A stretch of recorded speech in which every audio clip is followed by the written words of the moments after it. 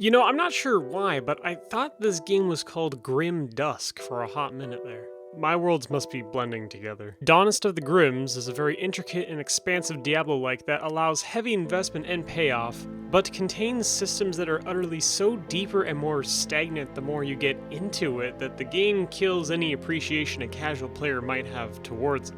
Designed by the same studio that gave us Titan Quest, which was a cult-revered title in and of itself, Grim Dawn adds a bit more quality of life in its place, a new setting, and some other little stuff.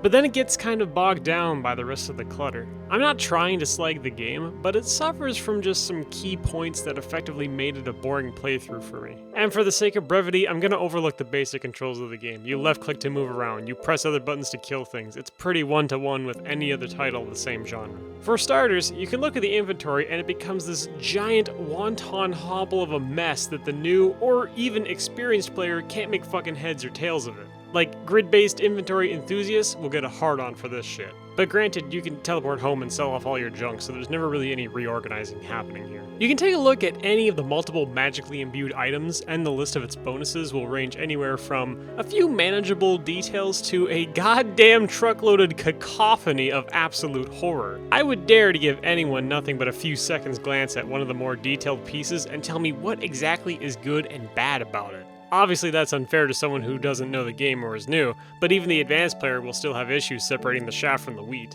Just to sort of drive my point home here, even games like Diablo 3 maintain their concisiveness with gear by having the key details laid out in front of you with nice clean segments declaring the different stats of the item.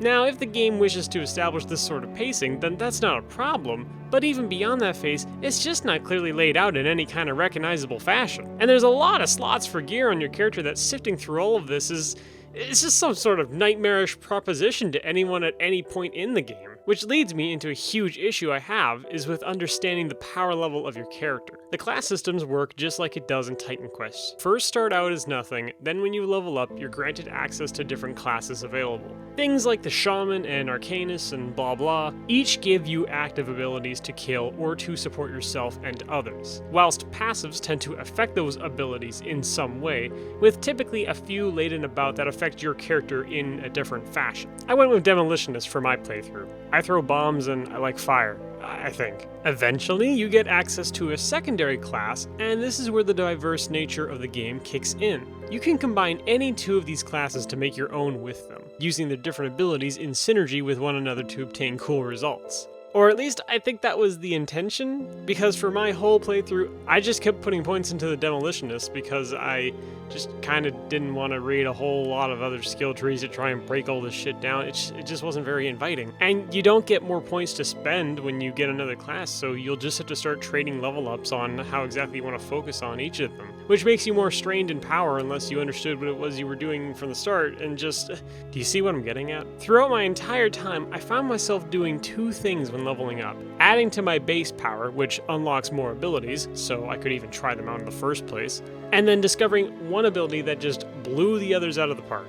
Which, for me, was the Grenado ability. A long cooldown, but huge damage AoE explosive that I lobbed whenever was available. I used it everywhere, and eventually, almost entirely exclusively. Especially when I unlocked the last power in my tree, that would apply a complete removal of the cooldown associated with the Grenado whenever I used it. It was only a percentile chance of occurring, but when you put enough into it, there's like a 1 1/3 chance of it triggering, so at some points it just kept throwing death after death. The only other real ability I took was the one that changed my auto attacks into a higher damage one.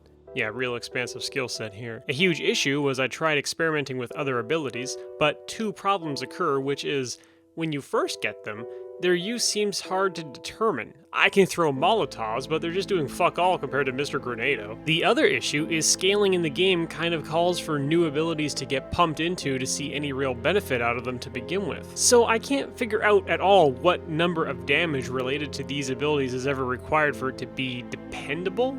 Like, does that make sense? So I just forgot every option I had and just pumped all of it into the big AoE death cloud.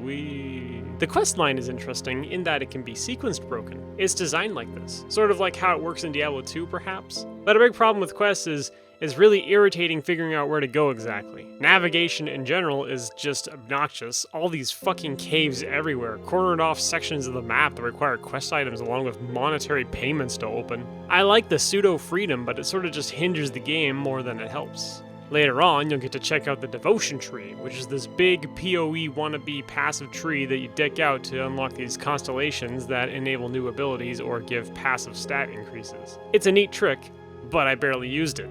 Grenado. At some point, I just started rushing the main questline, ignoring everything else, and the mobs were scaling out of my control at this point. Thankfully, Grenado simply did so much damage, it didn't matter too much in the end. I've run out of things to say, honestly. The real point I'm trying to reach through here is that just from a one-time playthrough and cursory glance into its other facets, Grim Dawn has nothing to really entice the average person into playing it. The merit the game holds is to those who want to go hardcore into it. I didn't even talk about the factions, the difficulty modes, yada yada, because chances are, if you were interested in the long haul of the game, you wouldn't even need me to sell you on it to begin with.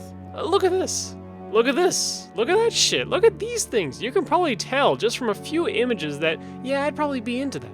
And just give the game a whirl regardless of what I said. All I'm saying here is if you're looking for a one-off adventure, don't bother here. I didn't see anything noteworthy enough to make me interested in playing longer than I did. The dawn here is most grim indeed. Better to let the dusk come instead.